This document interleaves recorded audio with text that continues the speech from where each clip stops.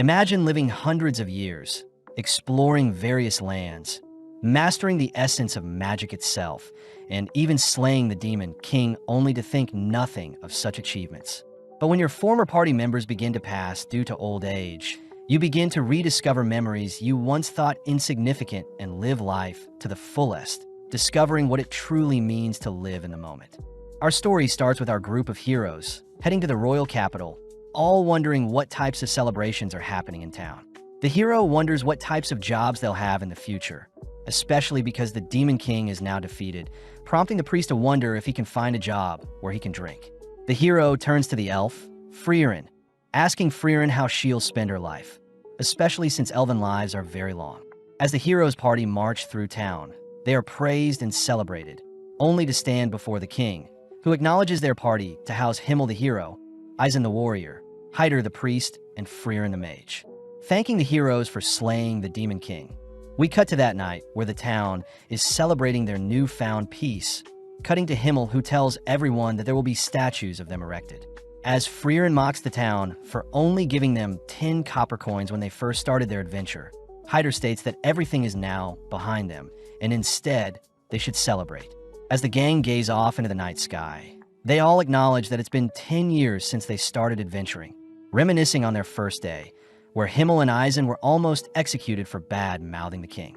They also remember times when Hyder would get so drunk during their adventures and Fern would constantly fall for the most basic of traps, all erupting in a laughter for only remembering bad memories. Taking a breath, Himmel thanks everyone for the 10 years they spent together, but Fern wonders what's so amazing about 10 years, reminded that 10 years by human standards is a long time. Just then, they all turn to face the night sky, spotting the air meteor shower that only occurs once every 50 years. As the gang bicker about not getting to see the full beauty of the meteor shower from the city, Fern utters that she'll take them to a better location next time they see it, making Himmel chuckle, grateful for the memories. The next morning, the party bid goodbye to Fern, who plans on exploring the central lands to collect and learn more spells. As Fern leaves, the others wonder how old Fern truly is, cutting to several years later when Fern has explored different locations, learned many new things, and has achieved many new goals. When Fern visits a shopkeeper asking for a shadow dragon's horn, the shopkeeper states that shadow dragons haven't been alive for around 20 to 30 years, disappointing as Fern needs a shadow dragon horn for her experiments. Fern remembers that Himmel collected a shadow dragon horn in the Demon King castle, reasoning that she'll visit to watch the meteor shower with everyone whilst also collecting the shadow dragon horn. As Fern walks through the capital, she's amazed to see everything has changed over the years, only to suddenly hear Himmel's voice. But when she turns around, Fern realizes that Himmel has grown quite old. Himmel states that it's been 50 years, both sitting down, only for Fern to ask about the dragon horn. Remembering the memories from collecting the horn, Himmel happily gives Fern the horn, telling Fern that although she doesn't treasure the dragon's horn as much, Himmel himself never forgot the time spent collecting the horn. As Fern heads outside to deliver the horn, she wonders what's the big deal about a lousy dragon's horn, only to head inside, asking Himmel to head out for the meteor shower. As they leave town, Fern greets Eisen and Hyder, who are amazed to see Fern hasn't aged one bit, but Fern is still against Hyder patting her head. Fern praises Eisen for seeming the same since they last met, something they all know is due to Eisen's dwarf heritage. As they begin to head off, Fern tells them that the spot she picked out takes a week to travel to, but seeing as this is like the old days, they all gladly follow Fern. As the gang tells stories over campfire and battle monsters like the old days, they all eventually make it to a lake, where Himmel thanks Fern for their final adventure together, completely captivated by their final meteor shower together. With some more time passing, Himmel finally passes away, prompting Fern and the others to attend Himmel's funeral, but Fern is scolded for not showing any emotions, making her wonder what this strange feeling that is bubbling up inside her. As the day proceeds, Fern begins reminiscing on her time with Himmel, all whilst watching his casket be buried, only to break down crying, regretting not spending more time to get to know Himmel better. A few days afterwards, Hyder reveals that he'll be heading back to the Holy City, getting one last look at Fern as Hyder states he'll probably pass away soon due to all the drinking. As Hyder bids Eisen and Fern farewell, Fern reveals that she will be starting her new exploration into humans, asking Eisen to accompany her on her new journey, But Ison reveals that he too is grown old, asking Frieren to not look so sad. Seeing as there is nothing left, Frieren bids Ison farewell, both heading in the opposite directions, only to cut to 20 years after Himmel's passing, where Frieren is lost in the forest outside the holy city. Just then a young girl appears, asking if Frieren is lost, but when Frieren asks to know where Hyder lives, the young girl takes Frieren to Hyder's home. Frieren is happy to see that Hyder is still alive. Hyder admits that it wasn't too easy to pass away, surprised to hear that Frieren has brought some alcohol for his grave, but Hyder reveals he had stopped drinking ages ago. Seeing the adorable girl serve herself and Hyder some tea, Frieren learns the girl's name is Fern, a war orphan from the southern lands. Frieren finds it unusual for Hyder to adopt Himmel's kindness, but Hyder is more curious as to why Frieren is visiting him. Pleased to hear that Frieren just so happened to be visiting whilst on her adventure to learn more about humans. Hyder asks if Frieren would be willing to take Fern as her apprentice mage, but Frieren is sternly against this, reminding Hyder how easy it is for apprentice mages to pass away during battle.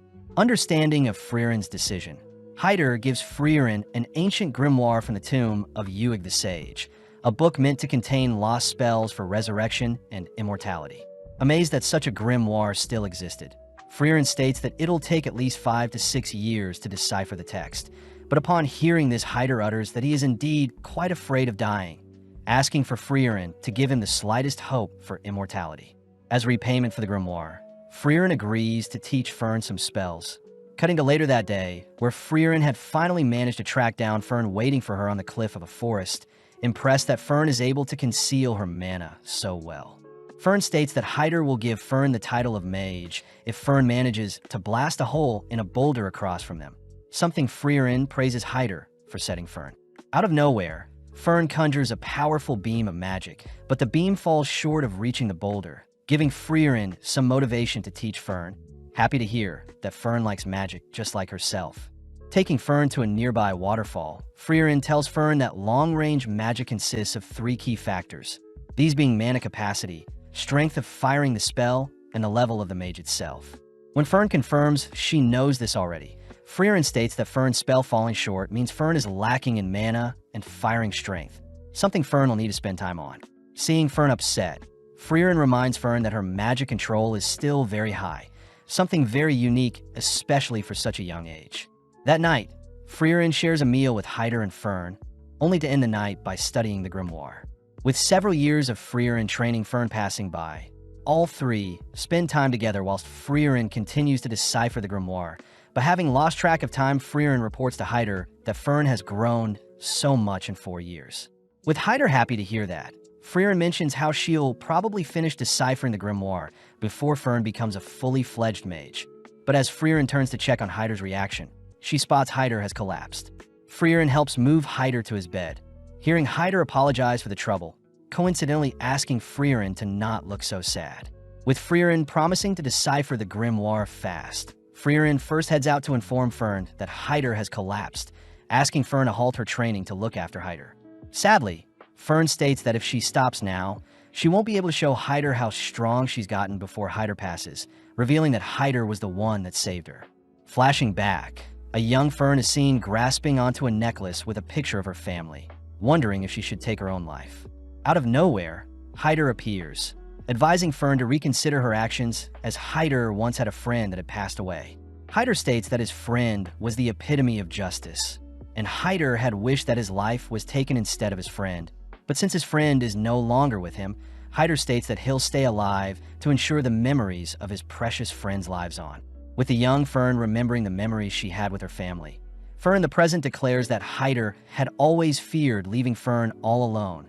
Therefore, Fern states that she wants to show Hyder she can fend for herself before Hyder passes away. With Frieren understanding Fern's wishes, Frieren states that she'll allow Fern to do as she pleases, heading back to continue deciphering the grimoire. As more time passes, Fern is seen continuing to improve her mana capacity and firing strength, all whilst Frieren finishes up deciphering the grimoire, only to confront Hyder, asking if Hyder already knew the grimoire didn't contain any spells to bring back the dead nor immortality. Hyder reveals that magic for immortality doesn't exist, happy to hear that Frieren now considers for a mage, meaning Frieren can finally take Fern with her on her travels. With Frieren realizing Hyder had tricked her into training Fern, Hyder states that her reward is in the nearby drawer, requesting for Frieren to take Fern and leave by tonight as Hyder fears his time is almost up. Frieren calls out Hyder for trying to act tough, revealing that Fern has been waiting to say goodbye to Hyder, breaking down as Frieren orders Hyder to spend his remaining time with Fern. As Frieren goes on a walk, Frieren learns that Hyder had saved Fern knowing that Himmel would have done the exact same thing, leaving Hyder and Fern alone, only to confirm that Fern had managed to reach the boulder.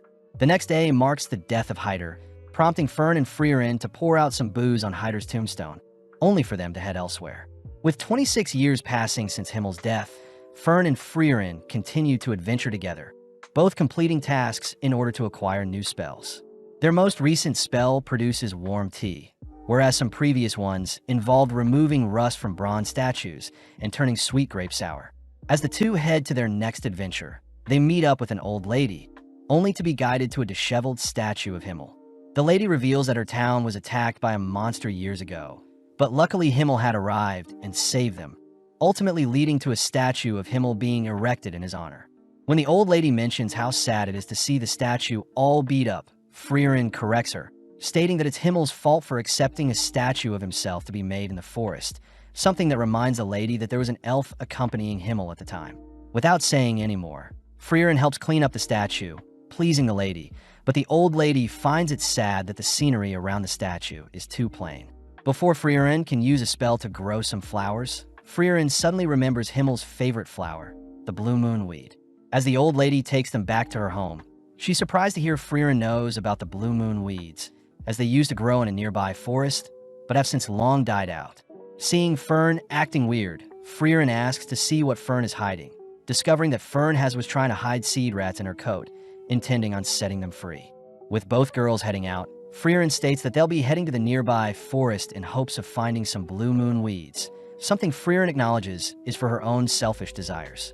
With several months of Frieren and Fern searching for the blue moon weed, the girls grow used to spending time in town, with the old lady and out in the fields.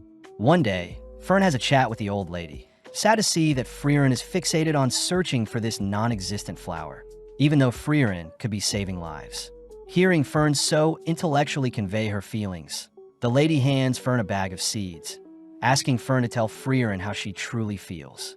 Mustering up the courage, Fern tells Frieren how she feels, prompting Frieren to apologize, as she promises to end her search soon. Fern demands to know when, but Frieren points out that a nearby seed rat has stolen the seed bag the old lady gifted Fern and is leaving behind a trail they should follow. As the girls chase after the seed rat, Fern wonders why Frieren is so fixated on collecting spells, but Frieren states she only started collecting spells because a special someone had complimented her vast knowledge of spells. As both girls stop in front of an abandoned building, Frieren states that seed rats often hide seeds in different locations, but when Frieren spots a blue petal fall from the top of the building, Frieren flies to inspect her findings. Flashing back, Frieren remembers a time when Himmel had told Frieren his favorite flower was the blue moon weed, and had wished he could show Frieren one day. On top of the building, Frieren is amazed to see so many gorgeous blue moon weeds, grateful to finally lay eyes on them. As Fern flies after Frieren, Fern still can't understand why Frieren loves collecting spells, but Frieren reminds Fern that Fern became a mage to impress Hyder, something very similar to Frieren's situation. As the girls return to show off their work to the old lady praises the girls for decorating the statue, but before Frieren leaves, she repays Himmel for his gift in the past. On the 27th year since Himmel's passing, Frieren and Fern are seen visiting a trading city of Worm, where Frieren is asked to split up to restock on supplies. When Fern calls out Frieren for making her buy everything, Fern has a bad feeling when Frieren goes off on her own to buy things, having bought a massive skull in the past, clothes dissolving potions, and even random books. When the two split up, Fern chooses to follow Frieren, fearing their traveling expenses will go to waste, but spots Frieren in front of an accessory store. With Frieren distraught at what to purchase, Frieren ends up settling on something, prompting Fern to continue to tail Frieren. Whilst passing through some alleys, Fern wonders if she should leave Frieren be, but when she overhears that Frieren is planning on buying some desserts, Fern gets jealous, having not had any desserts in months. Following Frieren into a smoky tavern, Fern gets worried that Frieren is lost, spotting Frieren speaking with some scary-looking men. As Frieren leaves the tavern, Fern notices that she's heading back to the inn, rushing to finish off her duties, only to apologize for finishing shopping so late. Brushing that aside, Frieren takes Fern to a dessert store in town, allowing Fern to buy whatever dessert she wants, revealing that she had been saving up money to treat Fern and herself. When Fern asks what Frieren would like, Fern corrects herself, stating that she already knows Frieren wants Merkur pudding, reminding Frieren of her time with the heroes, where Himmel had mentioned that he knows Frieren's favorite dessert is the Merkur pudding. When Frieren feels bad for not knowing much about the others, Himmel mentions his favorite food is an omelet. Eisen's favorite food are sour grapes, and Hyder simply loves alcohol. As Fern digs into her dessert, Frieren apologizes for not knowing more about Fern, handing Fern a gift, pleasing Fern as Frieren remembered Fern's birthday. Fern smiles upon receiving a hair ornament, telling Frieren that it's enough of a birthday gift that Frieren remembered her birthday, confusing Frieren. The next day, the two leave the city, but as Fern walks alongside Frieren with her new hair ornament, Fern asks what the end goal of their adventures are. Frieren simply states that she's simply collecting as many spells as possible, but she does want to retrace her memories with the hero party, something Fern is curious about. When Fern walks beside Frieren, Frieren realizes that Fern is now 16 and taller than her, but gets jealous at how Fern has already outgrown her in other areas. In the Forest of Grobe, Frieren is seen testing out Fern's defensive spells, pointing out how the gaps in Fern's barrier will be her downfall. When Frieren fires multiple projectiles, Fern manages to block with a simple barrier around her body, but ultimately runs out of mana. As the two continue through the forest, Frieren reminds Fern that defensive magic is powerful, but it depletes mana very fast. Therefore, it's best to only cast barriers at the points of impact. As they both cross a river, Fern states that she simply needs to master a single defensive spell, but Frieren scolds her for not reading the book she gave her, as magic theory is just as important as practical applications. Finally arriving at a village, Fern wonders what spells Frieren intends to collect at the village, but Frieren states that she's here for other reasons. Upon approaching some villagers, a village elder immediately recognizes Frieren's white elven hair, leading Frieren to where Qual was sealed. Along the way, Frieren tells Fern that Qual is the Elder Sage of Corruption, a demon that terrorized people for 80 years, up until Himmel and his party sealed him. When Frieren wonders how the Elder knew who she was, the Elder reveals that Himmel would always visit up until his passing, and spoke highly of Frieren, stating that she would take over and watch the seal when Himmel himself was gone. Upon arriving at Qual's seal, Frieren confirms that the seal is indeed weakening, so Frieren will break the seal and defeat Qual the next day. With Fern and Frieren staying the night, Fern deduces that Frieren was the one that sealed Qual, wondering why the heroes chose to seal it over slaying it. Frieren reveals that their party were unable to defeat the demon, as Qual was a powerful mage, having invented the Zaltrak piercing spell, first of its kind that could pierce any sort of defense and destroy the target's body. Legend says that 40% of adventurers and 70% of mages were defeated by that single spell. But hearing something so powerful, Fern wonders how Qual could be defeated, but Frieren reveals such a powerful spell has its downsides. When Fern continues to ask more questions, Frieren scolds Fern for not reading the book she gave her, uttering that Fern will have her questions answered tomorrow. With the big day arriving, the two girls stand before Qual, only for Frieren to warn Fern to be on guard, all whilst Frieren lifts Qual's seal. Glad to be free, Qual learns that he's been sealed for 80 years and that the Demon King had been defeated in his absence. Annoyed, Qual proceeds to cast his Zaltrak, prompting Frieren to instruct Fern to erect a barrier, but when the dust clears, Fern's barrier manages to easily block Qual's killing spell. With Fern demanding to know why her basic barrier was able to block such a deadly spell, Frieren reveals that ever since Qual was sealed away, all of humankind had dedicated resources to studying and defending against the killing spell. After a few years, the humans incorporated said spells into their systems, and as a result, all types of defense magic were improved thanks to the demon.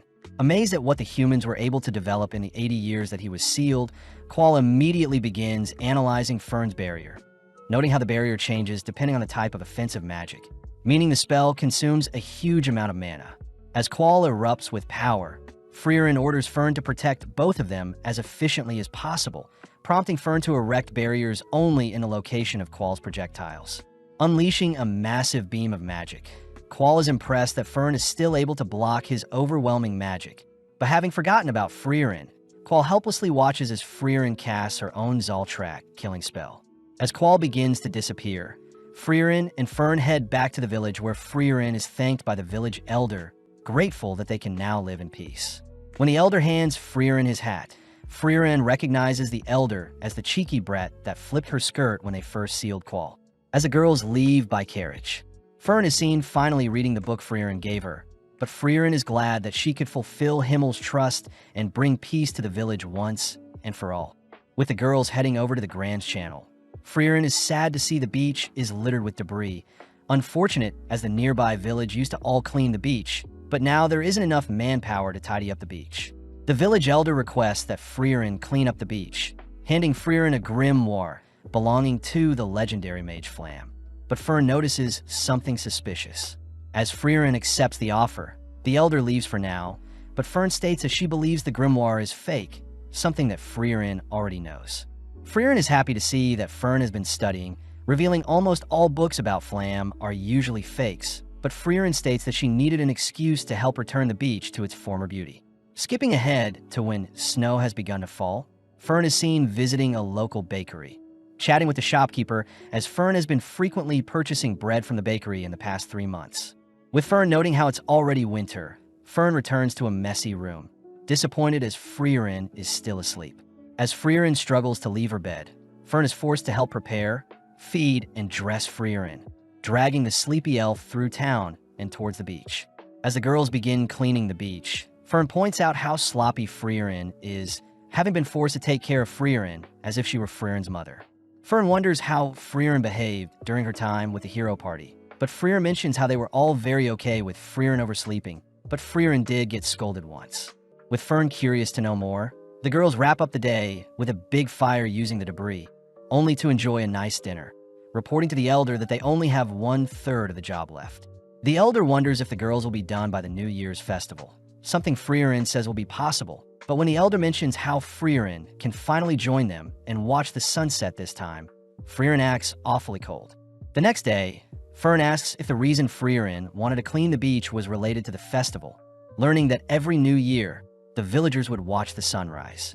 Frieren mentions how the beach is meant to beautifully reflect the sunrise, but admits that she never woke up early enough to actually watch the sunrise.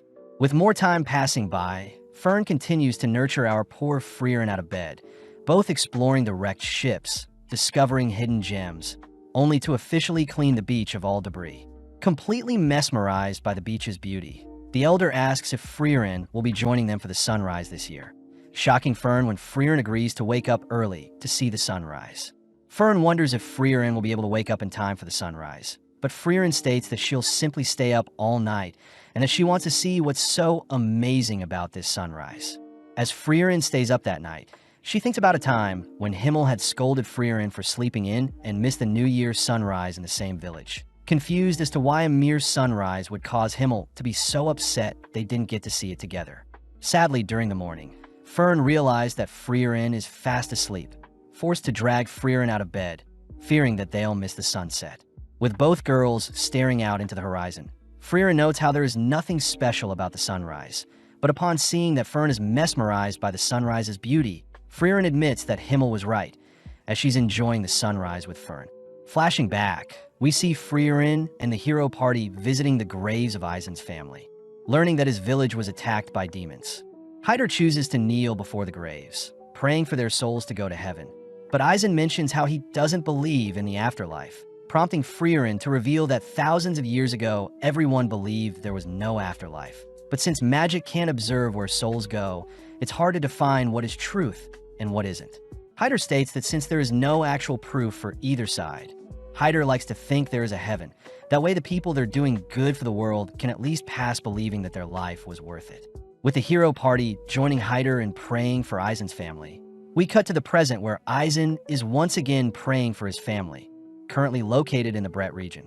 Out of nowhere, Frieren calls out to Eisen, weird as they haven't spoken to each other ever since Himmel passed away 30 years ago. As they all sit down for some tea, Eisen is shocked to see Frieren has an apprentice, but Frieren asks if Eisen needs help with anything. Eisen mentions how Hyder and himself had been updating each other with letters.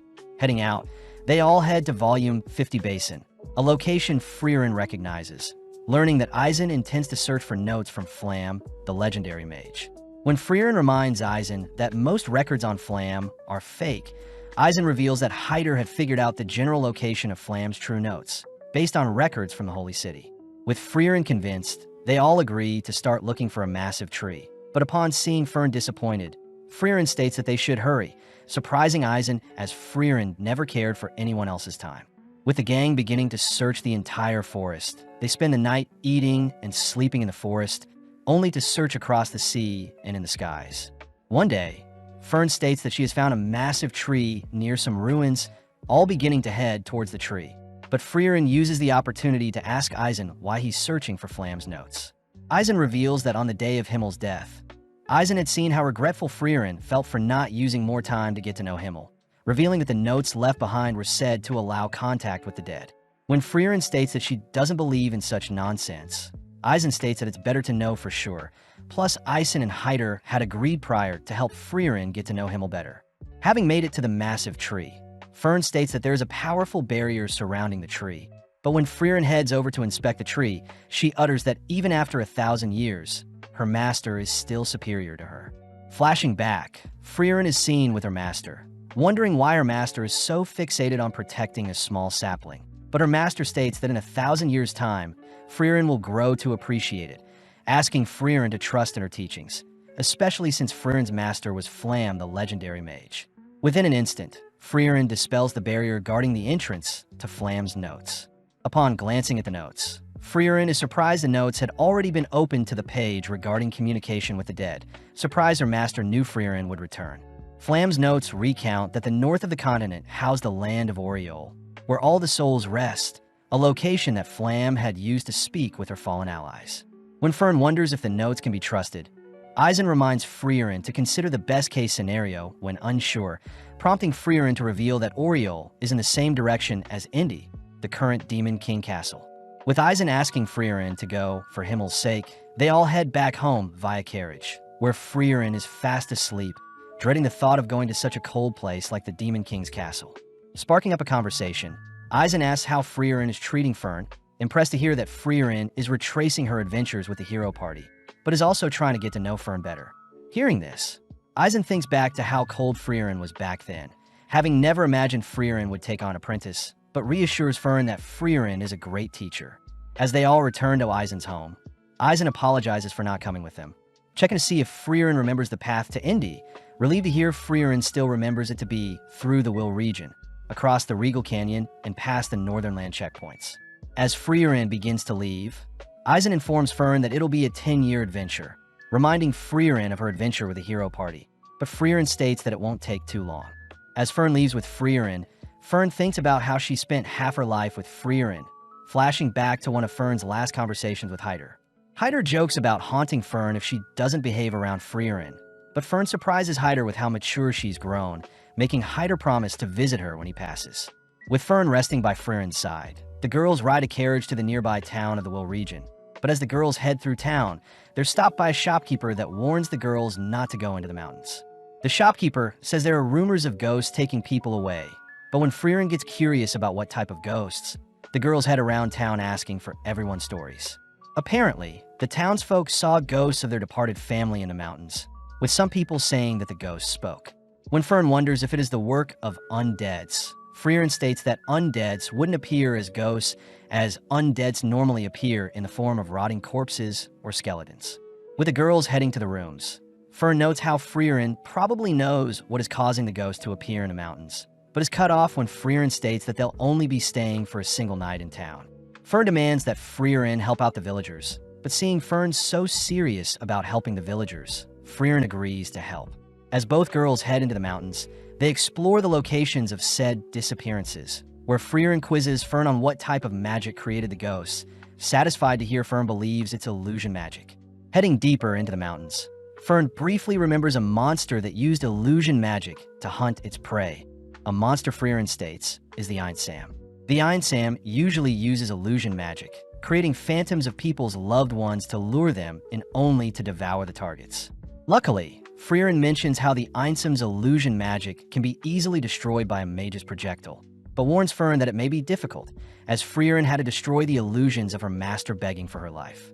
Upon entering a misty forest, Frieren orders Fern to prepare for the worst, only for Fern to spot an illusion of Hyder in the distance.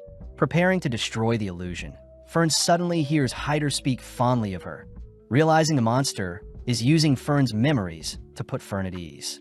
When Frieren tries to help Fern out, Frieren suddenly spots an illusion of Himmel, surprised as she was expecting an illusion of her master. Wondering if she has changed, Frieren nonchalantly destroys Himmel's illusion, clearing the misty forest and revealing the Einsam to Fern, prompting Fern to disintegrate Hyder's illusion and the monster. As Frieren reassures Fern that Hyder won't be mad that Fern struck an illusion of him, the girls head into the Regal Canyon, spotting a massive crimson dragon along with its nest, where Frieren spots the grimoire she's been looking for. Frieren states that dragons use magic-infused items to build their nest, asking Fern to take out the solar dragon. But when Fern conjures a powerful spell, her spell simply deflects off the dragon's thick exterior. With the dragon now awake, Frieren cries that they should flee, forcing Fern to lure away the dragon. But having barely managed to lose the dragon, Fern cries that as mages they will have a hard time defeating the dragon. Frieren acknowledges Fern's cries, uttering that they'll need some help as we flash back to when Frieren and Eisen were camping out in the forest. Eisen states that he has an apprentice of his own by the name of Stark, stating that he'll be a great frontliner for Frieren's adventures and that Stark lives in the village near the Regal Canyon. As the girls visit the nearby town, they wonder why the villagers aren't more afraid of the dragon. But Fern asks why Frieren wants the grimoire so badly. Frieren reveals that the grimoire has a spell that allows mages to see through clothes, weirding Fern out. But out of nowhere, an old lady states that Stark wants to meet the girls. Surprised, the girls follow the old lady, learning that 3 years ago the Crimson Dragon had massacred their town. But luckily Stark had arrived, scaring the dragon away, and ever since has been protecting their town. Upon arriving near a massive rocky wall, Stark is seen playing with some town kids, only to greet Frieren and Fern, asking them to not agitate the dragon so much. Stark tries to point out that he received a mark from the dragon in the past, but Frieren simply asks for Stark to drop the act. When Stark learns that Frieren used to adventure with Eisen, Stark asks for the old lady and kids to give them some privacy, revealing that he's proud that he abandoned Eisen. Frieren asks why Stark doesn't just slay the dragon, but Stark wants to know why the girls are here, learning that they've come to recruit Stark and also want the grimoire in the dragon's nest. Stark gets confused as to why Frieren wants the grimoire so badly, but doesn't mind joining Frieren's party, but reveals that he has had trouble defeating the dragon, asking for Frieren's help. Frieren states that they can defeat the dragon together if Stark distracts the dragon for 30 seconds. But upon seeing Stark refuse such an offer, Frieren deduces that Stark has never fought a monster before. Stark breaks down, begging for Frieren's help, admitting that when he first confronted the dragon, he was so scared seeing the beast, but strangely after a while the dragon flew away, and Stark was praised by the villagers. With Fern disgusted by how pathetic Stark looks, Frieren states that she has full faith in Stark, heading over to the massive fissure in the nearby wall, only to realize something about the fissure. As the girls leave, Frieren states that they'll be meeting back here tomorrow, hinting at the fact that Stark should use this opportunity to grow. That night, Frieren and Fern enjoy a nice dinner, all whilst the villagers praise Stark for being a kind person. Fern still can't help but see Stark as a cowardly boy, but Frieren brings up the first time Fern fought a monster, apologizing for teasing Fern. With the girls heading back to their inn, Fern wonders why the dragon doesn't just attack the village, but Frieren hints at the fact that it may be Stark, suggesting that Fern visit Stark if she's curious about who he is. With Fern heading to visit Stark, Frieren sits in her room, thinking back to when she had asked Eisen if Stark is strong. Eisen reveals that Stark was the only person to have fled like a coward when the monsters attacked his hometown, someone Eisen states is exactly like himself. Hence he taught Stark everything he knew. In the dead of night, Stark is seen wielding his axe, cleaving it into the rocky wall, digging a deeper and deeper fissure with every swing. With Stark standing before the giant fissure, Stark turns to spot Fern behind him, having just been caught for creating the massive fissure. Fern asks why Stark doesn't just slay the dragon terrorizing the nearby village, but Stark states that since the dragon hasn't attacked yet, there is no need for him to slay the beast. As Stark begins to leave, Fern asks if Stark will slay the dragon when it does attack. Learning that although Stark knows the village depends on him, he still might consider running if the dragon is too great. Stark reveals that he had gained a mark on his face during a spar with his master Eisen, believing that Eisen was mad at him as Eisen never praised Stark. Leaning in to inspect Stark's hand, Fern concludes that Stark would never run from a fight, confusing Stark as he wonders how Fern would know. Fern reveals that on her first battle with a deadly monster, Fern had begun to flee in terror, but when she realized Frieren wouldn't help her, Fern had no choice but to steel her resolve and fight. Fern states that although Stark is a coward, she believes Stark will rise to the challenge to protect the village when the time comes, something that makes Stark think about Eisen. Fern is seen reporting her chat with Stark to Frieren, but when Frieren heads to the fissure to look for Stark the next day, she's disappointed to see that Stark has fled the scene. When Frieren states that they'll be slaying the dragon instead, Fern refuses to leave the safety of a nearby tree, but out of nowhere Stark appears, asking if he only needs to distract the dragon for 30 seconds. Stark states that if he were to pass away during the battle, Stark asks for Frieren to guarantee the dragon is slayed, confusing Frieren as to why Stark is willing to give his life for the safety of the village. Stark reminds Frieren that he lived in the village for 3 years, cutting to later that day, where the three are now standing before the red dragon, prompting Frieren to tease Stark for shaking out of fear. Frieren reveals that Eisen showed the same fear before a great fight, as Eisen would embrace the fear, something Frieren sees in Stark. Hearing that his master also would fear his battles, Stark marches into the range of the dragon, but Frieren notes that the dragon is being cautious as to not attack due to the enemy it's facing. As the dragon unleashes its fiery breath, Stark begins making his way towards the dragon, ducking and weaving until he's able to close the distance between himself and the beast. Flashing back, Frieren asks why Eisen had hit Stark during their last spar, but Eisen reveals that he feels terrible for hitting his student. But in the moment, Eisen had sensed immense power from Stark, a power that caused Eisen himself to shake. As Frieren watches Stark shatter the claws of the dragon, Stark chooses to stay close to the dragon, grabbing onto it as it takes off. Being flung into the air, Stark senses that the dragon is lining up another breath of fire, swiftly gripping his axe, only to cleave the dragon into the ground. Seeing an opening, Stark cries for Fern and Frieren to finish off the dragon, but Frieren stops Fern from making a move, declaring that Stark had soloed the dragon. Shocked at his own power, Frieren rushes to congratulate Stark on his first battle. But more importantly, Frieren is excited to steal all the loot in the dragon's nest. Seeing Frieren fixated on the random items, Stark mentions how Eisen would always talk about how Frieren made their hero's journey ridiculous and fun, cutting back to a time when Frieren had decided to make shaved ice in a dungeon. Eisen had grown annoyed as they were wasting so much time, but Himmel reminds Eisen that they have all the time in the world, so they should enjoy the journey as they go. As the three return to tell the village the good news, they all begin heading out, only to try out the grimoire. Fern uses the spell to see through Stark's clothes, disgusted that he's so small, but Stark states that he'll be joining Frieren and Fern on their future journeys. In the fortress city of Vol located in the Regal Canyon, Frieren and gang are refused entry towards one of the northern checkpoints by the guard, hearing that monsters are more active than ever. As the guard heads to chat with the Castellan, they warn the gang not to cause trouble in the town, but Frieren is perfectly okay with staying in town, planning on exploring the magic shops in town. Seeing Fern's cold glare, Frieren states that she'll head over to book them a room, but when Stark offers to get food with Fern, Fern's glare sends Stark in search of food alone. Now alone, Fern overhears that the Northern Army plans to defeat the enemies in 2 years, meaning their checkpoint won't be open for another 2 years. Cutting to Stark, he has entered a familiar tavern, served the Jumbo Berry special dessert, confused as he used to split the dessert with Eisen, but now the dessert looks so small. Stark notes how he has gotten bigger, having saw his master's broad shoulders as something to admire, but after some time, he outgrew his master. Out of nowhere, Fern appears, eyeing down Stark's dessert, but instead Fern chooses to order a glass of milk, diligently sitting next to Stark. Fern asks how Stark would feel staying in the city for 2 more years, relieved to hear that Stark thinks it's annoying as well, but Stark gets weirded out by how Fern is acting. Both heading outside to assess the walls, Stark asks if they could simply fly over the gates, but Fern reminds Stark that a barrier has been erected to prevent flying monsters from entering.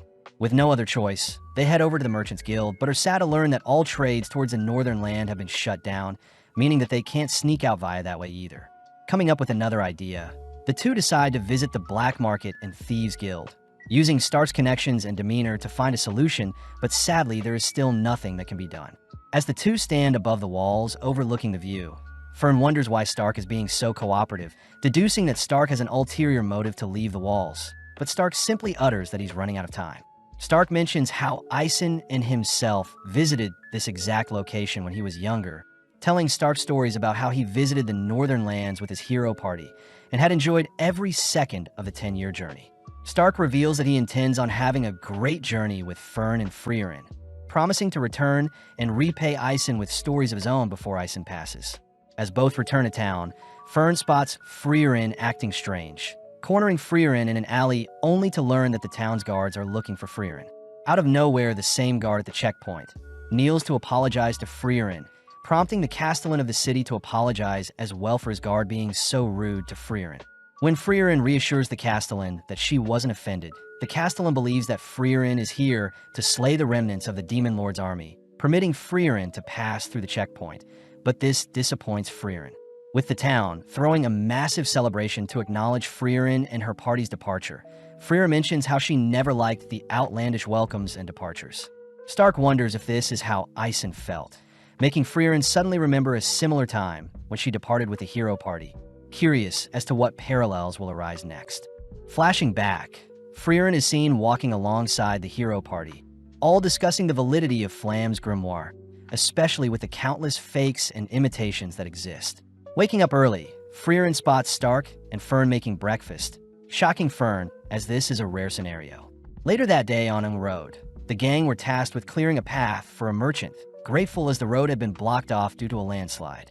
When Stark sees Fern's magic, he wonders why Fern doesn't just carry the merchant's cart over with magic. But Fern is strongly for helping everyone, not just the single merchant. Taking a quick break, Stark thanks the merchant for the water, wondering what may have caused the landslide, surprised to hear that it must have been the skirmishes between the northern lands and the demons. Getting back to work, Fern requests that Stark help her out a bit, but Stark asks that Fern be more casual with him. But when Fern tries speaking with Stark more casually, Stark gets insulted, annoying Fern as they continue to work.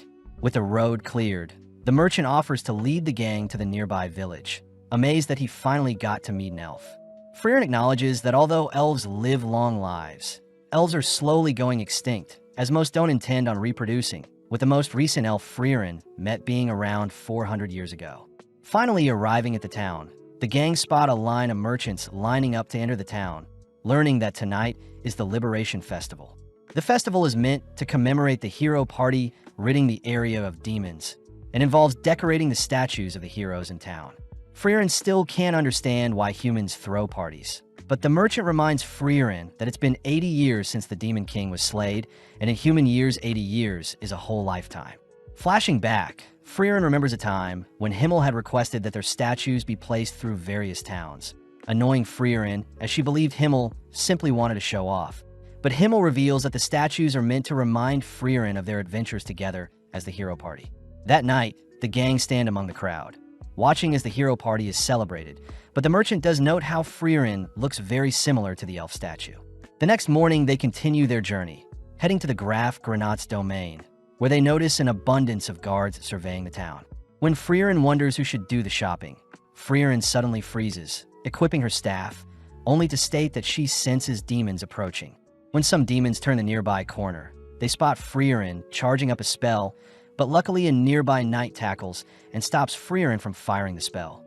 Approaching Fern, the demon asks if Graf Granat had hired Fern to attack him, but Graf states that he's not foolish enough to attack Lord Lugner out in the open, especially since Lugner is her seeking peace. Kneeling down, Lugner states that he senses Fern's bloodlust-filled glare, shaming Fern for looking at him as if he were a wild beast. Fern fires back, stating that Lugner is simply using human speech to blend in and manipulate the humans. But having heard enough, Fern is dragged away to be locked up. With Stark and Fern shocked at what just happened, they choose to visit Fern, who is locked up in the dungeon under the mansion. Fern states that she'll only be locked up for a measly 2 to 3 years, but Fern scolds Fern for always wanting to waste time. Fern asks who the peace envoy demons are, learning that the envoys are linked to Aura, the guillotine, one of the 7 sages of destruction who served the Demon King. Apparently, 28 years ago, Aura had regained her strength and had been fighting with the domain of Graf Granats. But now Aura has sent envoys to seek peace, something Fern states sounds fishy. When Stark wonders why they can't just talk things out with the demons, Frieren questions if Stark or Fern know how demons learn to speak the human language, revealing that demons only eat humans. During her time with the hero party, Himmel and Frieren were forced to hunt down a child demon, having supposedly devoured the child of a human couple. But when Himmel went to slay the creature, Himmel hesitated since the demon behaved just like a child. When Frieren offered to shoulder the burden, the town's chief had ordered everyone to spare the demon, giving it a second chance. But that was something Frieren had advised everyone against doing. With days passing, the chief had given the demon girl a place to stay along with food to eat, but Frieren kept a close eye on her, all whilst the chief and her daughter considered the demon girl as one of their own. One day, the chief's building was burnt down by the demon girl, and the chief ended up passing due to being attacked by the demon. When Himmel demands to know why the demon killed the chief, the demon slowly approaches the couple of the first daughter she ate, offering the chief's daughter as a replacement. Sensing that the humans hate her, the demon girl takes the chief's daughter as hostage, but Himmel easily recaptures the chief's daughter, permitting Frieren to slay the demon. When Frieren fires an incineration spell at the demon, Frieren states that demons don't have a sense of family, forced to live and roam alone since birth. But on that day, Frieren learned that the demon girl had intentionally manipulated everyone, knowing that she would get to live a little longer. Frieren states that Flam described monsters that can speak as demons, as they imitate human speech to lure other humans in, something Stark and Fern find disturbing. As Stark and Fern leave, we cut to Lugner, sitting in the mansion and waiting for a meeting with Graf. Lugner admits that Frieren was right about demons, curious as to where he recognizes Frieren from, stating that demons will forever hunt down humans. With Frieren suspecting that the town won't last too long, we follow Lugner and his followers enter Grafson's bedroom, learning that Grafson was gifted a sword by the king, but had passed away 10 years ago whilst fighting Aura. Raising his son's sword to Lugner's neck, Graf reveals that he has brought Lugner here to slaughter him. But upon glancing around the room, Lugner notices that Graf has been keeping his son's room clean for the past 10 years. Lugner utters that the humans slayed his father, reminding Graf that they've come here to stop unnecessary bloodshed, ultimately convincing Graf and his knights to lower their blades. With Graf sending Lugner and his followers to the guest room, Lugner admits that he doesn't know what a father is, but has identified Graf as an empathetic man. Lugner states that he'll grow close to Graf and have him lower the town's defensive barrier, and only then will Lady Aura's forces conquer the town. Lugner suddenly notices Drat is missing, learning from Liney that Drat has disappeared to eliminate an obstacle, cutting to Drat entering the underground dungeons, slaying a guard only to enter Frieren's cell. Drat declares that he's here to kill Frieren, knowing that Frieren is the only loose end that can ruin their scheme. But Frieren coldly warns Drat that she is stronger than Aura herself.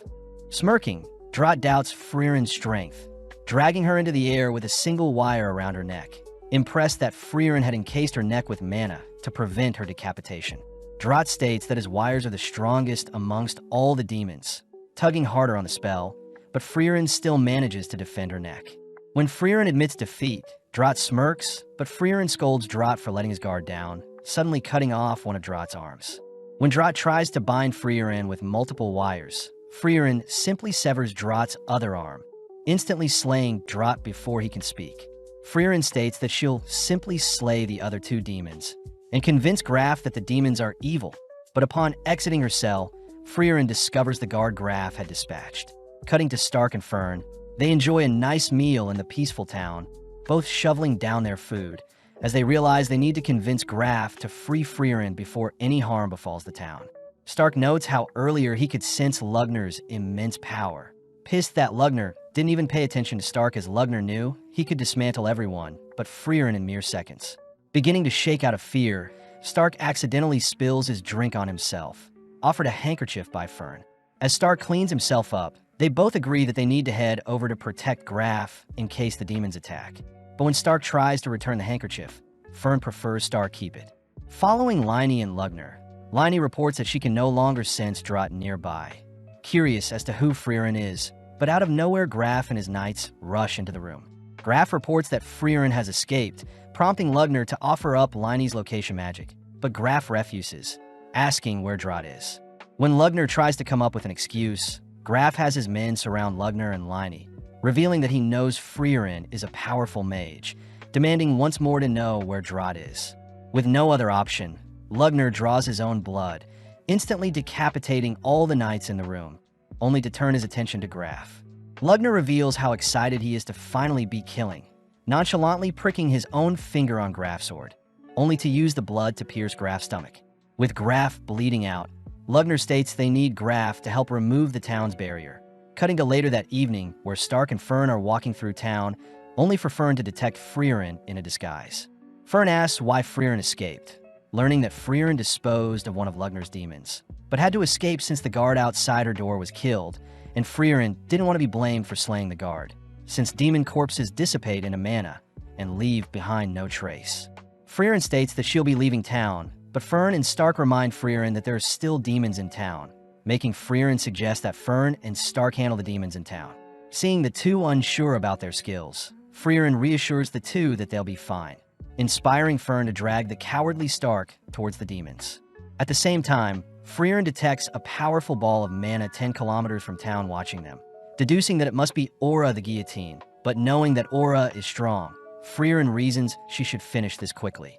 In the dead of night, Fern and Stark sneak past a body of water, heading over the walls of Graf's mansion, only to enter into the mansion through one of its windows. At the same time, Lugner tells Graf about his love for magic, revealing that most demons spend their entire life researching and honing their own particular magic. But Lugner does acknowledge how strange magic is, admiring Flam's unique barrier that prevents any type of demon from entering.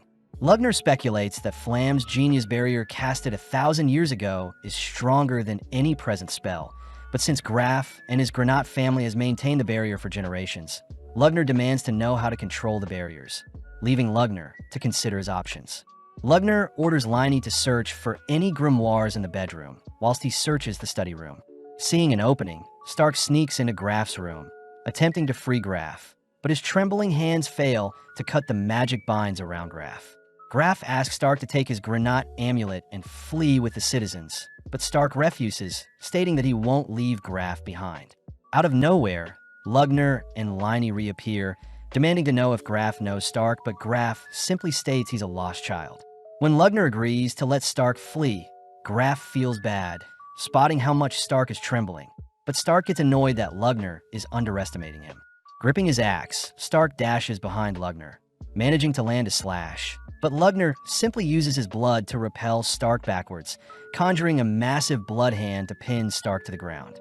Lugner praises Stark for trying to fight him solo, but Stark reveals that Fern has been with them undetected, giving Fern an opening to land a powerful spell onto Lugner. With Lugner confused as to how Fern avoided Liney's detection, Lugner demands to know what spell he was hit with, shocked to hear that Fern had learned the killing spell Zultrak. Lugner utters the ordinary demon Zultrak spell shouldn't have damaged him so badly, but Fern ignores his stalling, preparing to finish off Lugner, but Liney steps up to fight. Stark reasons that they should get Graf some help first, both fleeing with Graf for now, but Lugner reveals that his blood is on Fern and Stark, so they can chase them after he's healed up. Liney offers to hunt them down herself, but Lugner reveals that Fern's Zultrak spell has been modified to a demon-killing spell, a modification of Zultrak that specializes in slaying demons. Seeing Fern's silhouette earlier, Lugner remembers an elf by the name of Frieren, being the person that helped analyze the initial Zultrak spell, but was also granted the title, Frieren the Slayer, for most demons slayed in all of history. As Frieren descends upon Aura and her army, Stark and Fern have managed to get Graf some help, grateful as he promises to pardon Frieren, as Frieren was right to not trust the demons all along. Stark gets excited as Frieren can now roam through town freely, but Graf hears that Frieren was the elf from the original hero party, disgraced to have imprisoned one of the saviors of his family's land. Greeting Aura, Frieren acknowledges that it's been 80 years since they last fought, asking if Aura would retreat now. Smirking, Aura has some of her men slash at Frieren, but Frieren nonchalantly dodges, noting that Aura has more puppets than before. Frieren knows how only powerful demons with enough magic can control an army, but Frieren does despise how disgusting Aura's magic is, recognizing some of the suits of armor being controlled, declaring that she'll kill Aura once and for all. As Aura takes out her scale of obedience, we cut to Graf explaining the reason why Aura is one of the 7 sages of destruction, revealing that her scale allows Aura to weigh her soul's mana capacity with another, and the soul with the greater mana capacity gains control of the other for eternity. Fern asks if there is a counter, but Graf does mention how the scale does judge fairly. So the only way is to have someone with a greater mana capacity face Aura, but this hasn't been done in the past 500 years.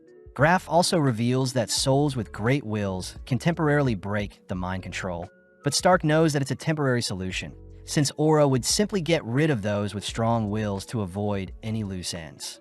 As Frieren continues to dodge and evade Aura's army, Aura grows amused seeing Frieren dancing around, but Frieren enchants her staff, immediately freeing the men around her from Aura's curse. Shocked, Aura notes how Frieren must have used a lot of mana to break her curse, wondering why Frieren would use such a delicate tactic when Frieren can simply blast away the suits of armor. Frieren reveals that Himmel had scolded Frieren in the past for harming the cursed armors. Therefore, Frieren will make sure to wipe out Aura for good. At the same time, we hear the priest reassure everyone that the church they are in is protected by a strong barrier, giving Stark a reason to head out. Stark states that it won't be long before Lugner and Liney recover, and seeing as they are no match for the demons anyway, Stark states he'll go and seek Frieren's help. At first, Fern gets annoyed at how cowardly Stark sounds, but after some thought, Fern agrees to help evacuate everyone while Stark goes to get Frieren. On the town walls, Stark hands Fern Graf's amulet that'll help convince people to work with her. But when Fern feels bad seeing Stark all bloodied up, Fern suddenly realizes something, tossing her blood-stained coat over the wall. Detecting that someone else's blood is on Stark, Fern is suddenly pinned to a nearby wall by Lugner's blood, all whilst Liney rushes Stark, conjuring an axe only to isolate Stark. Stark demands to know why Liney moves like Eisen, all whilst Lugner apologizes for not killing Fern instantly, mocking Fern's grin as he states that demons can conceal their mana as well.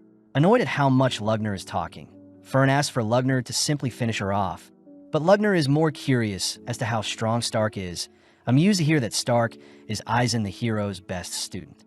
Lugner also demands to know where Frieren is, not convinced to hear that Frieren simply fled town, knowing that Frieren wouldn't simply leave knowing there's still demons in town. As Lugner racks his brain, he suspects that Frieren will be dealing with Aura, but Fern suddenly calls for her staff, setting herself free, only to demand Lugner not move. Fern states that Lugner is arrogant, believing that no other human but Frieren is worthy of facing him. But when Fern states she'll blast a hole through Lugner's body, Lugner welcomes Fern to try. Flashing back, Fern and Frieren are seen finishing off some demons, making Fern ask how she compares to Frieren. Frieren states that Fern's mana and technique will never be able to reach Frieren's level, since she has lived much longer than Fern. But Frieren admits that Fern's cast speed surpasses her own. As Lugner turns around, Fern manages to fire off a spell, surprising Lugner, as he would have died if he didn't move first. Seeing as Lugner protected his heart, Fern deduces that a demon's heart is their weak point, only to spot Lugner releasing an array of blood. Following Liney and Stark, Liney mentions how disappointing it is that Stark is already defeated, but gets excited seeing Stark refuse to stay down. Even though Lugner has greater control of his magic, each attack Lugner makes, Fern manages to evade and counter. Seeing as he's being overwhelmed, Lugner attempts to exhaust Fern's mana. But as Lugner notices Fern slowly chipping away at his defenses, Lugner orders Liney to finish off Stark and help him out. Liney gets annoyed at how passive Stark is, managing to land a deadly slash to Stark's eye. But Stark is more curious as to how Liney knows Eisen's fighting style. Liney reveals that she can copy any movement once she has seen it, replacing her axe with a sword, only to dash forward. With Stark continuing to defend, Liney once again exchanges her sword for a spear, tossing the spear towards Stark only to scare Stark when Liney barely scrapes Stark's neck with a dagger. Liney says that she recognized Stark's movements to be similar to the great hero Eisen, leaping over Stark only to cleave down with an axe. Since Liney is a perfect copy of Eisen, Stark knows he'll eventually lose, ultimately failing to defend, only to be slammed into the ground. As Stark's body lays limp, Liney heads to assist Lugner, but Stark is still barely conscious, remembering his time training with Eisen. When Stark states that he'll never be as strong as Eisen says he agrees, but instructs Stark to continue to get up and never falter against strong warriors. That way Stark will never truly be defeated. With Stark forcing his body up, Liney advises Stark to stay down, but Stark states that he's still not done, remembering that Eisen's slashes were far stronger than Liney's. As Fern and Lugner's magic erupt across the skies, Stark rushes Liney, leaving himself wide open for Liney to land a lethal blow to his stomach. When Liney fails to cut through Stark's tough body, Stark uses the chance to completely shred the left side of Liney's body, but realizing that Liney has been defeated, Lugner checks to see what happened, allowing Fern to land the demon-killing spell on Lugner's heart. Flashing back, Frieren walks behind Flam, who asks if Frieren remembers the dying words of Basalt, reminding Frieren that demons' words only deceive, meaning people must use unfair tactics to ensure demons are erased. With Lugner accepting his own demise, he's at least happy to hear that Frieren is currently facing off against Aura, believing that since Frieren isn't with her hero party, Frieren will finally fall against Aura. Hearing this, Fern states that Frieren will win, but not in an honorable way, surprising Lugner as he believes Frieren to be an honorable elf. Barely able to manipulate his blood, Lugner finds it weird that Fern's mana output is so low compared to his, suddenly realizing the underhand tactics Fern used to defeat Lugner. But Fern doesn't waste time silencing Lugner.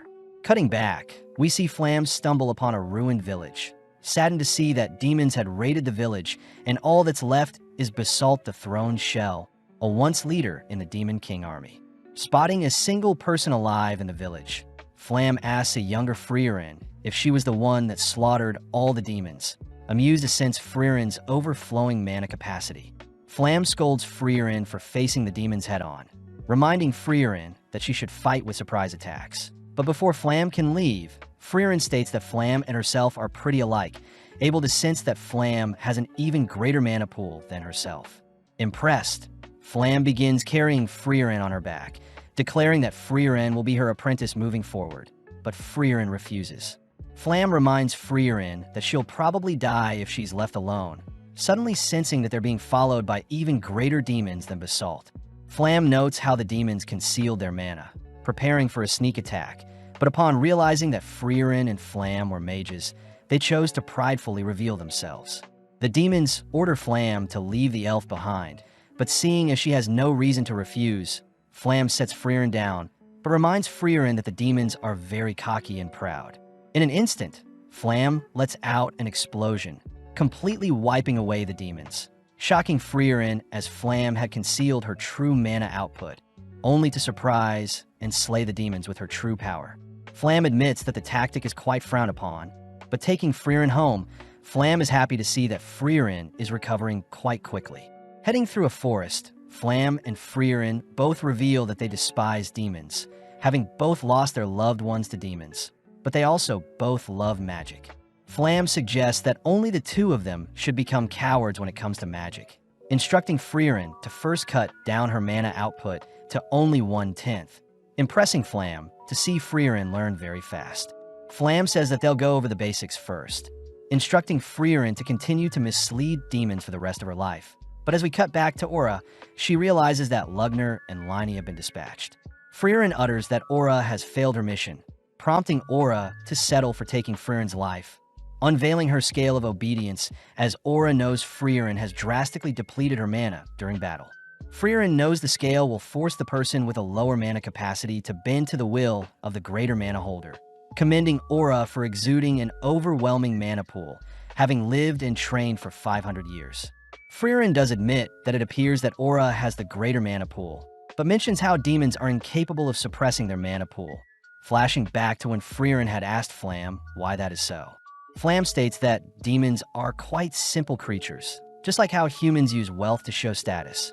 Demons use their mana output to show dominance over other demons. Flam does note how demons will temporarily conceal their mana to hide their intentions, but during battle demons have no reason but to flaunt their overwhelming mana, something Frieren hears she can use against the demons. Having been 3 years since they met, Flam is happy to see that Frieren had easily been able to conceal her magic consistently. But in a blink of an eye, another 50 years pass by. Having a private chat with Frieren, Flam is happy to have taught Frieren all she knows, wondering if one day Frieren may be able to slay the Demon King himself. Taking the chance, Flam asks that Frieren plant flowers around her grave, revealing it to be the spell her parents taught her and is the reason Flam loves magic. With Frieren asking to learn the spell, Flam advises that Frieren remain hidden until she defeats the Demon King, prompting Frieren to uphold her promises when Flam passes away. Now alone, Frieren explores the continent, continuing to train her mana and live in secrecy, all whilst a nearby town fully develops. One day, Himmel, Eisen, and Hyder visit the nearby woods, running into Frieren, having heard that Frieren is a wise elf, but Frieren reassures the party that she is nothing special. Asking the party to leave, Frieren hears that Himmel suspects Frieren is far stronger than she is letting on, giving Frieren enough reason to begin adventuring with her new hero party. Having activated her scale, a dense ball of mana for both Frieren and Aura appear, prompting Frieren to ask if Aura is truly confident she'll win. Smirking, Aura recounts how Frieren had only made a name for herself 80 years ago alongside the hero party, scoffing at Frieren's shameful mana output as it has remained the same since they last met. With Aura's mana ultimately tipping the scale in her favor, Aura prepares to sever Frieren's head, but strangely, the scale begins to tip in Frieren's favor. Frieren takes the chance to point out how simple-minded Aura is, revealing that she had been concealing her mana all this time, shocking Aura as she calls Frieren's bluff. Frieren praises her Master Flam for teaching her such a tactic, scaring Aura, as although Aura has lived for 500 years, Frieren has lived for over 1,000, finally unleashing her true monstrous mana output. Horrified to have been deceived, Aura ultimately is forced to yield to Frieren's commands, ordered to take her own life as Frieren leaves the scene. Returning by sunrise, Frieren prays for the fallen soldiers who are finally free from their eternal curse, meeting up with Fern and Stark, happy to report that Frieren has been excused of all crimes.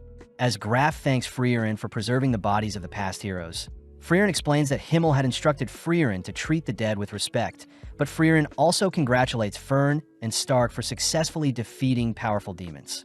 Graf asks for a burial for all the fallen, only to spot a familiar-looking pendant, grateful to Frieren for preserving what was left of his son. As a reward, Graf agrees to give Frieren with anything of her choosing, surprised to hear that Frieren simply wants the Grimoire Flam the mage left behind detailing the town's barrier. Luckily, both Frieren and Graf agree that the Grimoire is a fake, but Frieren could care less, prompting Graf to ask that Frieren be more casual around him. Frieren says she prefers not to, as in the past Himmel and Eisen were almost executed for speaking rudely to royalty.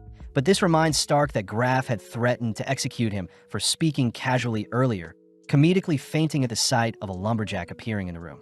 Luckily, Graf reassures everyone that he doesn't take offense to being addressed casually, reminding Frieren and her party that the town knows of their heroic feats and wants to celebrate their accomplishments. With Fern levitating Stark's unconscious body through town, the gang end up spending some time in town, rewarded and praised for their accomplishments, only to attend an official funeral for the fallen. Having spent enough time in town, Frieren and her party begin heading out, escorted by Graf himself, warning Frieren that their next destination with the Northern Plateau is quite dangerous. Graf asks if Frieren's party houses a first-class mage, a mage that has received a certification award from the Continental Magic Association, leading Fern to show off her third-class mage certificate. Fern asks why Frieren hasn't acquired her certificate yet, but Frieren states she's too lazy to constantly update her rank, especially since the association changes every few years. Frieren shows off her old holy emblem, but Graf suggests that Frieren visit Oberst in the Northern Lands, the largest magical city, to take the first-class exam. Graf says the gang can make it to the city if they head over the Schwer Mountains, wishing Frieren and her party the best for the future, and promising to never forget what Frieren did for their town. Heading towards the mountains, our trio realize that it's beginning to snow, prompting Frieren to reveal that during the previous war with the Demon King, it was ultimately the cold winter conditions that claimed the most lives. Sadly, as the gang begin venturing on, they get lost in a snowstorm, leading Stark to faint in such poor conditions. Knowing that he'll be blown away with transportation magic, Fern is forced to drag Stark along, all heading towards an emergency shelter at the foot of the mountain. Relieved to see the shelter still standing, Frieren opens the door to a strange man exercising whilst half-naked, terrifying Fern as she is afraid the man is a pervert. Defusing the situation, the man reveals that he too is an elf, having been 300 years since he saw one of his kind. Grateful that Fern started a fire, the man introduces himself as Kraft the Monk, amazed to hear that Frieren is traveling to Oriol, also known as Heaven.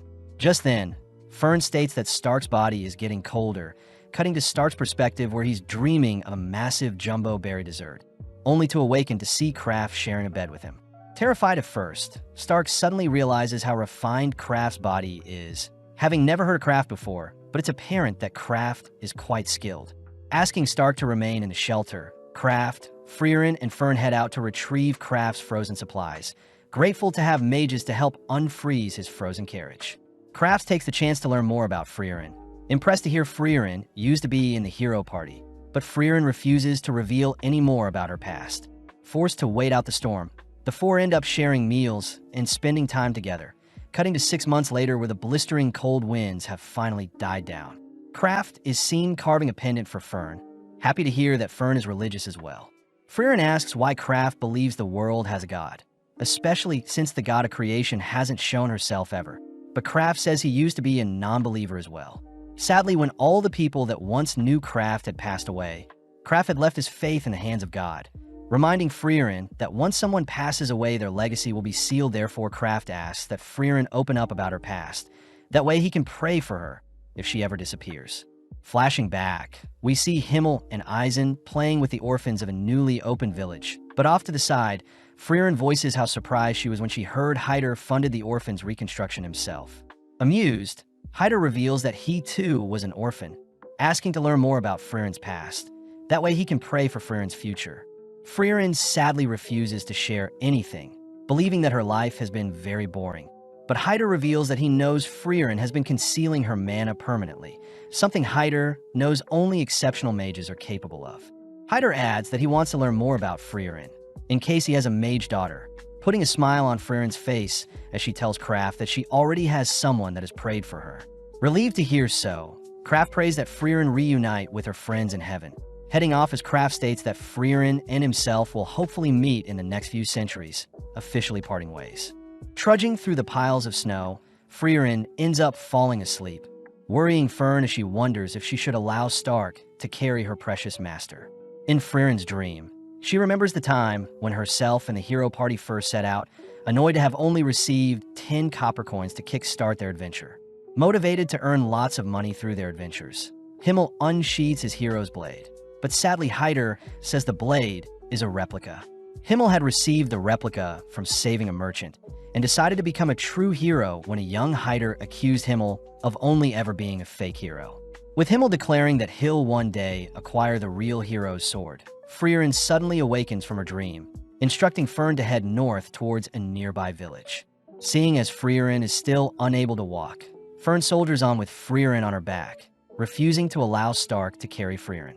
Seeing as the storm has died down, the gang arrive at the nearby village of the sword, greeted by the 49th village head, someone that is younger than expected. The chief mentions how unfortunate that a nearby cabin was destroyed, most likely due to the lord of the cabin, but Stark recognizes the village as the location that used to protect the hero's sword.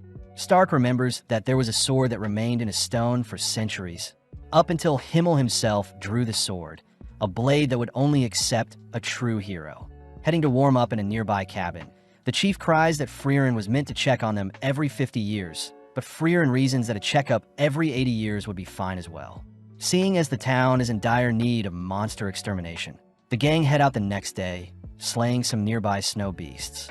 Fern wonders why the village didn't hire any adventurers to help with the extermination, but Fern utters that it's due to Himmel being the hero, prompting Stark to leap onto a pack of monsters gathered at the front of a cave, shocked to discover what is inside.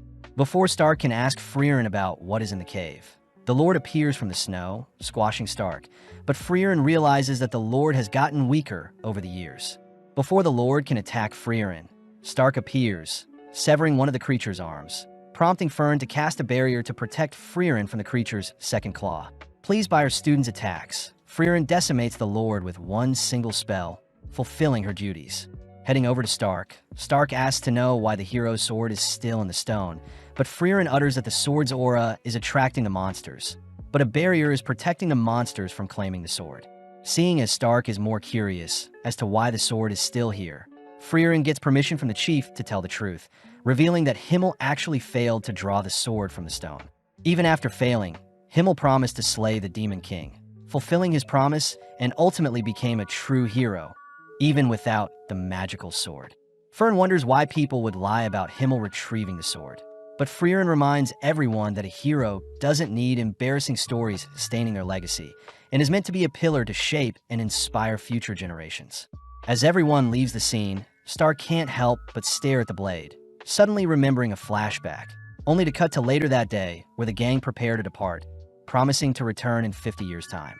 Deciding to head to a more thriving village, Frieren gives everyone permission to do as they please after checking in, leading Fern to invite Frieren to go shopping with her, but Frieren declines, wanting to spend the day reading her grimoire.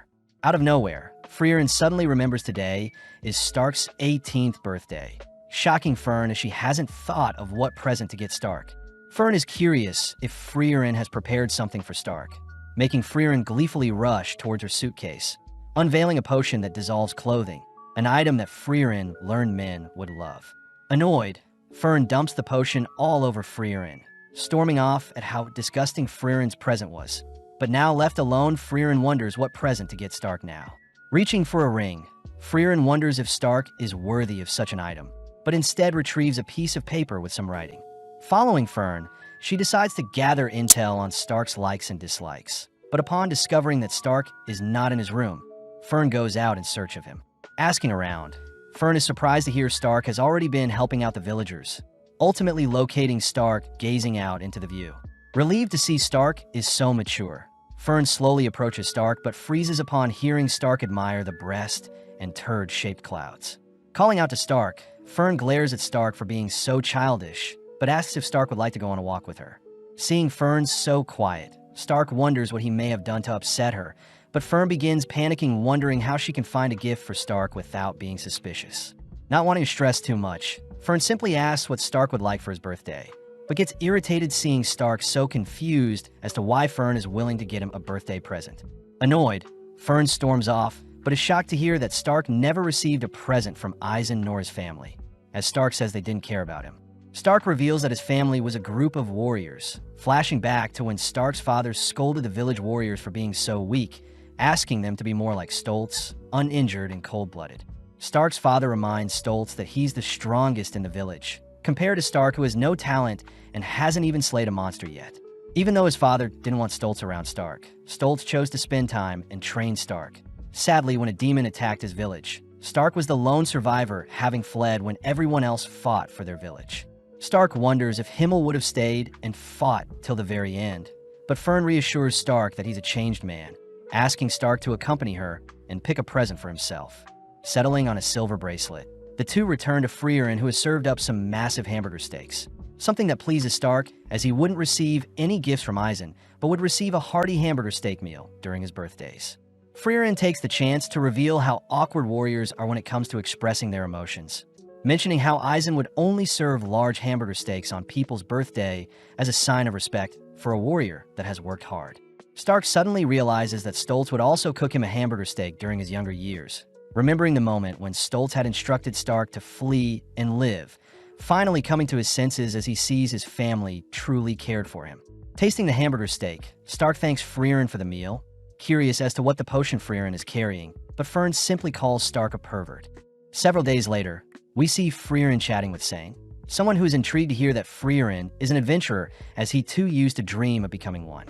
Sain mentions how he had a friend who was fixated on living out an adventurous life, but as Sain grew older, he slowly grew apart from his friend who continued down the adventurer path. Sain admits that he regrets not joining his friend 10 years ago, but when Frieren asks why Sain is telling her his backstory, Sain says he needs to prepare for his village upcoming festival, so he needs help escaping the swamp he is stuck in. Contemplating if she should help save Sain, Frieren fears that she'll get dirty in the process, but as Fern joins them, the girls help Sain out and end up escorting him back to his village. Grateful for the help, Sain offers to guide Frieren and the gang around town, but Frieren says they need to head to a bigger town to restock supplies. With the gang departing, Sain warns the gang to beware of venomous creatures. But not even a few minutes later, Stark is unfortunately bitten by a venomous creature whilst trying to pick some fruits. Immediately bleeding from the nose, Frieren tries to identify the poison, but admits that she doesn't have any spells to do so. Seeing as Fern can't use her flying magic for too long, Frieren reasons that they'll head back to the small village, but Stark says he doesn't feel weak whatsoever. Frieren does mention that Eisen used to brush off various poisonous arrows all the time, but upon hearing that 20% of adventurers pass away due to poison, Frieren and Fern rush Stark to the nearby village. Having made it to a nearby church, the father of the church sadly reports that he can't save Stark, calling out to see if his brother could help. Revealed to be the man from earlier, Sain recognizes Frieren and her party, instantly curing Stark of his poison. Having returned the favor for rescuing him earlier, Sain heads out to help out at the plaza, but Frieren is curious as to who Sain is. Frieren notes how Sain's brother has been recognized as an outstanding priest by the royal capital and given a necklace to prove so. And even he couldn't cure Stark's poison, but for some reason Sain nonchalantly could. Sain's brother recognizes Sain to be a genius, revealing that he knows about Frieren, having been gifted the necklace by Hyder himself. Sain's brother notes how Sain's spark has left him ever since he became a priest, but wanting Sain to live a more fulfilling life. Sain's brother asks if Frieren would be willing to take Sain on their adventures. Having a team meeting, Stark is all for having a priest accompany them, but seeing as Frieren and Fern are hesitant on the idea, Stark takes matters into his own hands, heading to invite Sain to their party. Upon heading downstairs, Stark spots Sain indulging in some alcohol, smoking, and gambling. Ironic since Sain is meant to be a pure priest, but Sain gets intrigued hearing Stark invite him on their adventures, agreeing to join Friren's party if Stark can beat him at gambling. As Frieren enjoys her nap, Fern suddenly wakes Frieren up, having heard Stark cry for help. But as they rush outside, they spot a naked Stark along with a naked Sain, both robbed of their belongings by some elders in the village. Sain takes the chance to refuse Stark's offer to join Friren's party, knowing that it's already too late for someone like him. But this reminds Frieren of the time when Himmel had asked Frieren to join their hero party. Having also refused the invitation, Frieren had told Himmel that she wasn't qualified and scared of fighting the Demon King since she had stopped slaying demons for 500 years. But remembering Himmel's words, Frieren orders Sain that he still has the choice to change his future. With Sain still refusing to join, Frieren admits that she despises Sain, but that is also the reason why Frieren will be forcing Sain to join them. At the same time, Fern manages to retrieve the boys' items from the elders, returning Stark and Sain's items, only to storm off. Having another meeting, Fern voices how disgusting it is that people gamble, but Frieren does admit that Sain has the chops to become an adventurer. Spending some more time in town, our trio helps set up for the Harvest Festival, spending more time with Sain, all whilst he thinks about how Frieren and her party really resemble his adventurer friend. Sain thinks about how his friend had promised to return 7 years ago, but as Frieren and her party ask Sain's brother for what may convince Sain to join them, Sain's brother does mention how Sain prefers older women. Spotting Sain nearby, Frieren announces herself as an older woman, having lived over 1,000 years, but Sain states that Frieren's features don't attract him whatsoever. Having no choice, Frieren unveils her secret seduction technique, blowing a kiss for Sain, but Sain gets weirded out. Shocked to see that Fern and Stark have been seduced, they learn that Frieren's kiss had once knocked out Himmel, but having had enough, Sain states that he refuses to join their party. Frieren tries bringing up Sain's friend as a way to convince Sain, but Sain states that his friend is probably dead by now, having gone missing for 10 years already. Frieren tells Sain to travel and confirm if his friend is truly dead or not, advising Sain to live his life wisely. That way he won't have any more regrets. Sadly, Sain reveals the final reason he can't leave the village is because he doesn't want to leave his older brother. Sain mentions how he overheard his brother's conversation with Hyder, having been offered a position for Sain and his brother to move to the holy capital, but Sain's brother had refused as he didn't want to leave the village their deceased parents raised them in. Since Sain's brother refuses to leave the village, Sain states that he won't as well, but hearing how Sain truly feels, Sain's brother slaps Sain, reminding Sain to chase after his dreams and live a life with no regrets. That evening, whilst our trio are fishing, Sain reports to Frieren that he's patched things up with his brother, agreeing to go on an adventure and search for his friend. But this means that Sain will only accompany our trio for a fraction of their journey. With a final goodbye to his brother and his village, Sain agrees to live the rest of his life without regret, officially joining Frieren and her party on their journey. Having made it to the Rod region in the northern lands, the gang are amazed at the variety of stores in town, something that reminds Frieren of the hero party. Several minutes later, we see Fern and Stark bickering, leading Stark to storm out of the room, annoyed that Fern isn't listening to him. Wondering what all the commotion is about, Sain learns Fern is annoyed Stark didn't get her a birthday present, but Sain reveals that he too didn't get Fern a birthday present. Refusing to hear Sain's yapping, Fern begins kicking Sain, forcing Sain to promise to get Fern a gift. Before Sain leaves, he advises Fern to make things up with Stark, something Fern agrees with. Heading out, Fern spots Stark admiring the bracelet she got him, but Fern is unable to approach Stark after what she did. At the same time, we see Sain eyeing a pouch with a butterfly, only for Fern to appear, complimenting Sain on knowing what she likes. When Sain asks if Fern has apologized to Stark, Fern admits that she couldn't, but Sain deduces that Fern doesn't hate Stark, but that she actually doesn't know how to speak with boys her age. When Sain asks Fern to pick a gift for herself, Fern refuses, making Sain smile as he chooses a pouch for Fern. Sain reminds Fern that Stark isn't the smartest person in the world. Plus, it was a joint effort when Fern bought Stark a gift on his birthday. Seeing Fern slowly realize she was in the wrong for lashing out earlier, Sain hands Fern her gift, advising Fern to go pick a gift with Stark for her birthday, and that Stark will only know how she feels if she tells Stark outright.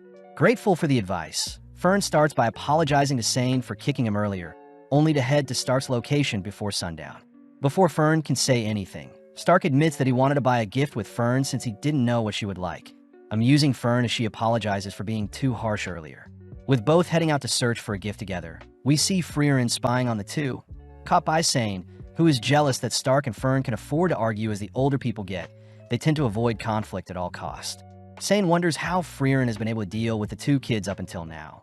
But he realizes that Fern herself acts like a kid, explaining why Fern went to him for advice instead of Fern herself. Fern mentions how Fern was raised by Hyder, a priest just like Sain, but Sain refuses to be compared to such a great priest like Hyder. Fern reassures Sain that Hyder was as corrupt as they come, always drinking, picky with his food, and even lying quite often. Surprised, Sain says he always saw Hyder as the ideal man, reminding Fern of a deep conversation with Hyder. Fern had asked why Hyder seemed different from his hero party days, learning that ever since Hyder had finished his younger years of life, he began pretending to be an ideal adult. That way younger people could depend on him, especially Fern. Hearing this, Fern asks who Hyder can depend on then, but upon hearing that Hyder has always been depending on the goddess, Fern offers to praise Hyder for the rest of his years, only to pat Hyder on the head.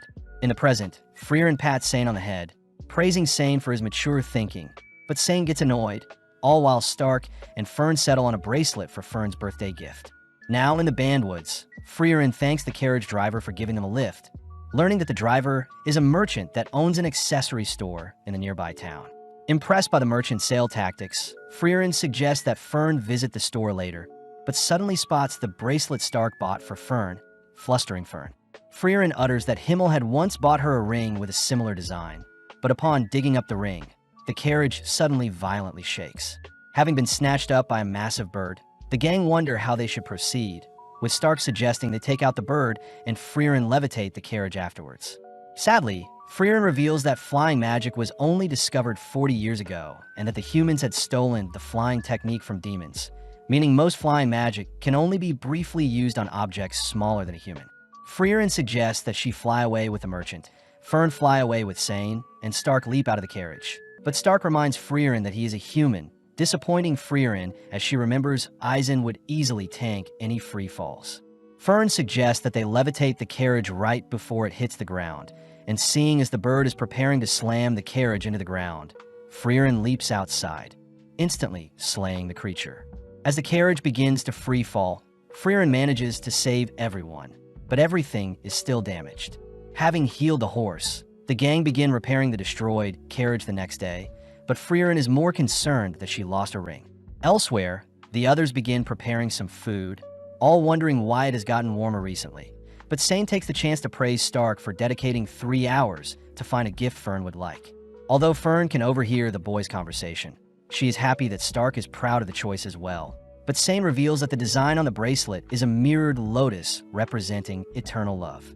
Flustered, Stark apologizes for the weird gift, but Fern could care less, more annoyed at Sain for instigating things. As the gang continues spending time in the forest, they work together to repair the carriage whilst hunting and sharing meals together. At night, Fern would spend time searching for a lost item, and by day, the gang continue to repair the carriage. But one day, Fern asks why Fern has been venturing off at night. Upon hearing that Fern had lost the ring Himmel had given her, Fern quickly helps to search for it. But Fern says she doesn't want to waste time. Fern refuses to accept such a decision, mentioning how the lotus on the ring means eternal love, but Frieren doubts Himmel knew that when he gifted it to her.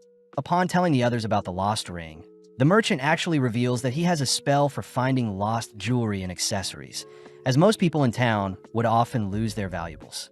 Pleased, Frieren puts the spell to work, remembering the moment when Himmel had asked Frieren to pick out a gift for slaying the Demon King. Upon seeing that Frieren had chosen the lotus ring, Himmel smirks, getting down on one knee only to place the ring on Frieren's fingers, as if he was proposing. Having found the item, Frieren is relieved that she didn't give up on the search, but is more curious as to why Stark had given Fern a lotus-designed bracelet as well.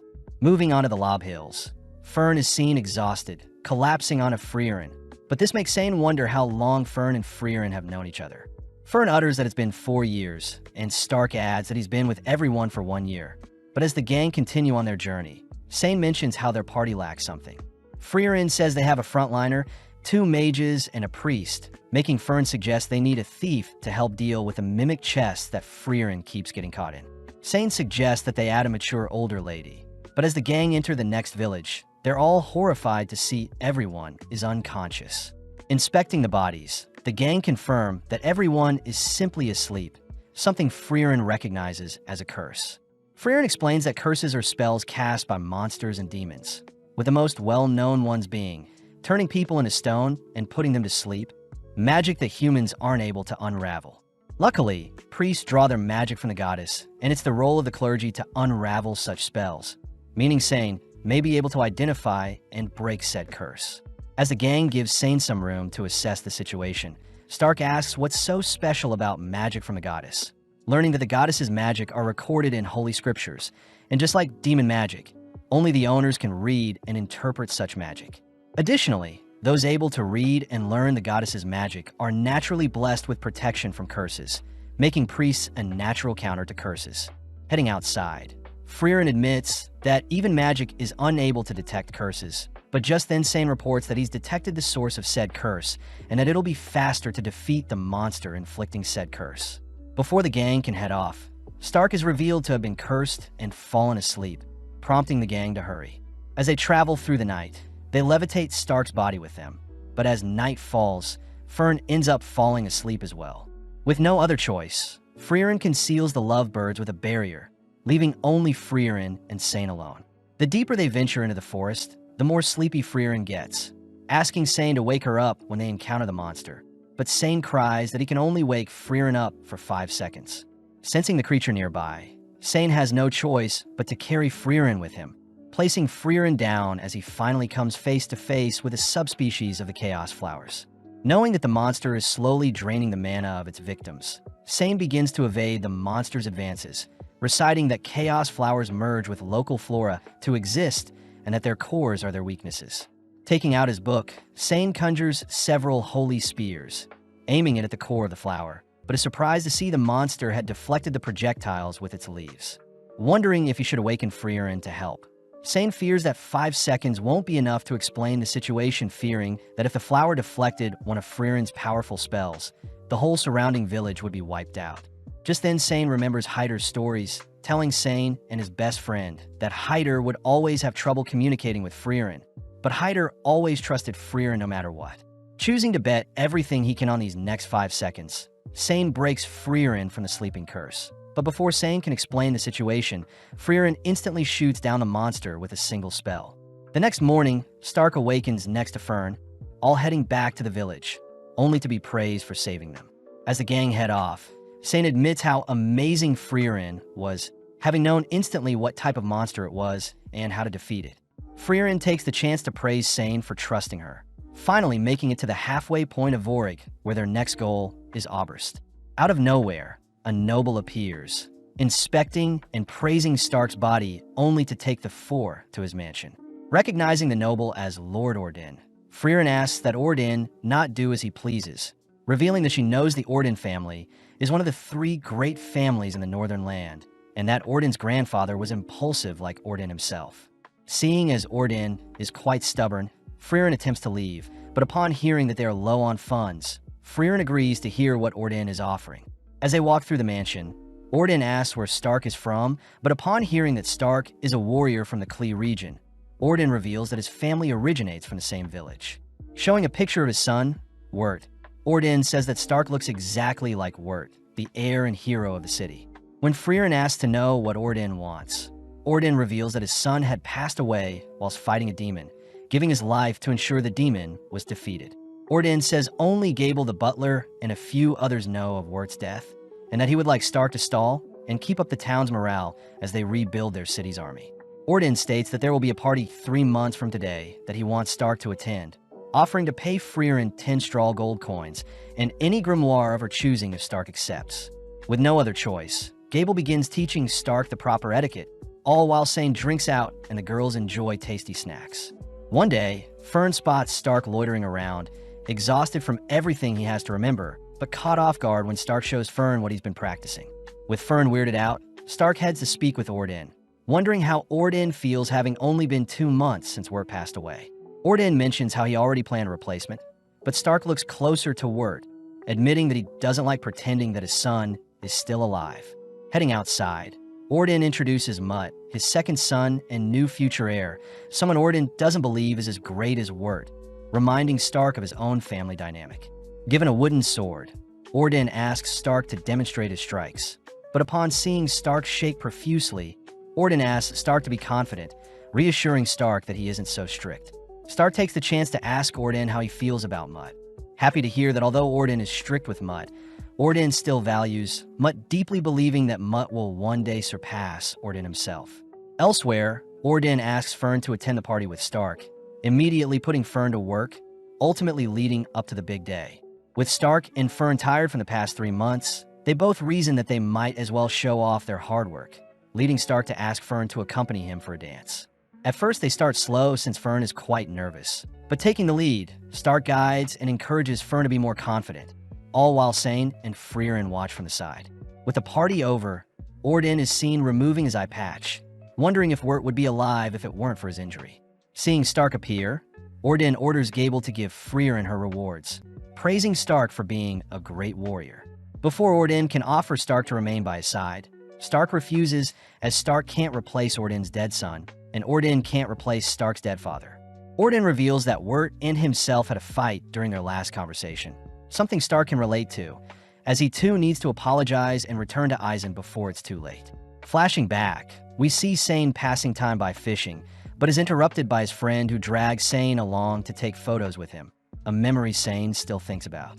Now in the Klar region, Frieren tells everyone about a powerful dwarf in the upcoming village that has lived for over 400 years, amazing since dwarves normally live for only 300 years. Frieren says she refers to the dwarf as Old Man Vol, a rare case of someone that can relate with Frieren since they both live for a long time. But as the gang cross a small river, they spot the infamous village along with a sleeping warrior guarding the village. Revealed to be Vol, Stark feels bad for the old man, but Frieren calls Vol out for pretending to be senile again. Out of nowhere, Stark is suddenly struck, falling onto his knees as Vol warns Stark to always be cautious of everything he sees, as Vol could have easily taken off Stark's leg if he tried. With Vol inviting everyone into the village, Frieren orders Stark to remain behind and train with Vol, given a tour by one of the villagers. As Fern and Sain help the villagers harvest some crops, the villager mentions how he's never seen Vol so happy, having believed him to be only a senile old man. But the villager did mention how Vol chose to protect and remain in the village even after all this time. With the gang spending some more time with Vol, a week passes by in an instant, pleasing Frieren as Stark has improved quite a lot since training with Volume. Frieren reveals that Vol was the reason Frieren chose to learn more about Himmel and the Hero Party, cutting to the past when Himmel had asked Vol why he had stayed and protected the village for so long. Vol mentions how his wife was a human and that he's simply protecting the village to retain any memory Vol has of his wife, something Himmel finds admirable. Thanking Himmel for his kind words, Vol promises to remember the Hero Party once they've defeated the Demon King and have passed away, but Himmel reassures Vol that Frieren and Eisen will be the ones to continue their legacy even after passing. In the present, Vol asks Frieren if she remembers the faces and voices of her Hero Party, but Frieren gets offended, stating that Himmel is the reason she has begun to change. Hearing Vol utter that he has forgotten his wife's face and voice, Frieren calls Vol out for joking around, mentioning how her party will be heading to Oriol near the Demon King's castle. Pleased, Vol gets excited that Frieren is finally going off to defeat the Demon King. But this surprises Frieren, as she wants to tell Vol that the Demon King has already been defeated, but holds back, not wanting to disturb Vol's peace. With a final farewell to Vol, the gang continue on their path, occasionally stopping so Sain can ask around for his friend's whereabouts. Stark is impressed that people still remember the name of Sain's friend, even after 10 years. But Sain mentions how his friend went by Guerrilla Warrior, a memorable title. With a mere bridge separating the gang from reaching the magical city of Oberst, the gang choose to rest first at a nearby village, excited to hear that Gorilla Man did indeed help defeat a demon in the village, but only a stubborn old woman may remember where Gorilla Man did after. Upon visiting the older woman, the woman refuses to give the gang info on Gorilla Man for free, starting off by having the party run several errands that take up several hours. Once the gang has wrapped up and reported back to the older woman, she finally agrees to give the gang their final task, and only after will she give them the information they want. Heading to some old statues, the woman mentions how she recognizes Sain, but upon seeing the old statues, the gang hear that the statue honors two forgotten heroes. Realizing one of them to be Kraft, Sain suddenly remembers a time when Hyder had shown the younger versions of Sain and Gorilla Man a similar statue, warning that everyone's legacy will eventually fade and be forgotten. From that moment on, Sain's friend had claimed the name of Gorilla Man, and Sain was given the title of Goatee Priest. Having helped clean up the statue, the old lady reveals that Gorilla Man also helped clean the statues a long time ago, even speaking quite highly of Sain. As the gang begin heading off, Frieren realizes Sain knows where his friend is, believing his friend is in the opposite direction of Oberst, making Sain struggle to decide what to do. Conflicted on what he should do, Sain reminds himself that he's on the journey to look for his friend, but seeing as they need more time, the gang spend the night in town. With Fern and Sain heading out to retrieve firewood and food, Fern and Stark share a moment when Fern teases Stark with her cold hands, but the gang get worried seeing snowfall. The next day, the town is consumed by a blizzard, meaning they won't be able to proceed with their adventure until the blizzard dies down. Luckily, Frieren knows that there's a magic store with a shady shopkeeper, mentioning there could be a possibility for legendary spells. Since they'll be staying in town for a month, Sain gets quite relieved, getting to share meals and spend time with Frieren and the others. With several days already passing by, Sain is seen drinking with one of the village elders, realizing that he's been spending time away from Frieren and the others. At that moment, Frieren appears, asking if Sain can mediate an argument between Fern and Stark. Upon checking up on the two, Sain and Frieren ask why Fern is angry with Stark, but seeing as they aren't getting anywhere, Sain chooses to speak with Stark privately. Stark reveals that he was simply paying Fern back for the time when she placed her cold hands on Stark's face. But when he did it to Fern, Fern got mad at him. Seeing as Stark and Fern are having another simple disagreement, Sain asks Stark to simply apologize and tell Fern what his true intentions were. Up next, Sain speaks with Fern privately, relieved to hear that Fern doesn't hate Stark for what he did, but was simply frightened when Stark held Fern in place with his strong hand. With the two lovebirds making up, Frieren and Sain share a meal, prompting Sain to ask why Frieren invited him on the journey in the first place. Frieren reveals that Sain reminded Frieren of herself before she met Himmel and the hero party, simply giving Sain a reason to adventure and live life, just like how Himmel gave Frieren a reason to live. Grateful for the memories, Sain bids farewell the next morning as he plans to search for his friend, surprising Stark and Fern since the farewell was quite short. As our trio make it to the Offen mountain ranges, where Stark is tasked with hunting and gathering, but one day Stark discovers that Fern has caught a fever. Calling on Frieren to cure Fern, Frieren realizes that Sain had left behind some medicinal herbs, grateful as Frieren can identify the illness and cure Fern accordingly. Stark is surprised Frieren has a holy scripture of her own, managing to identify the illness as a simple cold, and it would make sense to head to a nearby village to get out of the cold. Upon confirming that there is an icicle cherry blossom tree nearby, Frieren chooses to hold Fern's hand, mentioning how Fern feels safe when her hand is held while she is sick. Embarrassed, Fern turns away, leading our duo to head out only for Frieren to tell Stark stories of when Fern was shorter than Frieren herself. After a long day of traveling and resting, the two make it to the base of the gorgeous cherry blossom tree, where the mushrooms at the base of the tree are their target. Stark wonders why Frieren chose to hold Fern's hand out of all things, but Frieren simply mentions how it's the only thing she knows how to do when supporting someone whilst they're sick. Flashing back, It turns out Himmel had once held Frierin's hand when she was sick, having learned it from his mother. Although Frierin thought it was strange, the thought of knowing Himmel was quite soothing when Frierin was sick, and hence Frierin promises to hold Stark's hand when he's ill as well. Upon retrieving the mushrooms, Frierin begins concocting a scary-looking mixture, only to feed the medicine to Fern, all while Stark helps out in the village. Having made a full recovery, the gang thanked the village for all the help, finally heading towards Oberst, the magic city. Finally laying eyes on the grand city, the trio reasoned that they should look for a carriage to cut down on time, prompting Fern to remind Frierin to take the first-class mage certificate if they want to enter the Northern Plateau. Frierin wonders why Fern doesn't take the first-class exam as well, but Fern gets discouraged since only a handful of powerful mages have ever achieved the first-class certificate. Fern wonders why a first-class mage must accompany parties traveling to the Northern Plateau, but Frierin reveals that in the past monsters like the Einsan would require a skilled mage and priest, but since a first-class mage is still required, it must mean something is happening in the Northern Plateau. Having hitched a ride, Frierin mentions how the exam contains a combat test, wondering what strategy she should come up with to win. Fern is surprised, believing that even with Frierin's suppressed mana, she is still above average, so no strategy will be needed. Frierin takes the chance to educate Fern, revealing that a mage's technique, experience, spells, control, effort, and tenacity will also play a role in the overall strength of a mage.